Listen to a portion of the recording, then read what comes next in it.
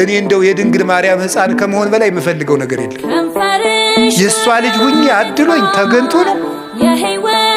እነዚያ መለኮትን ዳሰው አቅፈው አጥብተው ያሳደጉ እነዚያ እጆች የሚያበሩ እጆቿ አዋን አግኝቼ እጄን ይዘው ጎትተው ነው። እግዚአብሔር የሰጠን እድል ነው እኮ እንደውም የድንግል ማርያም ልጅ መሆን። የሱም ትሕትናው ነው። የኔ እናት ለእናንተ እናት ትሆናችሁ ልጅ አልሆንም ይባላል። ነውር ነው በእውነቱ።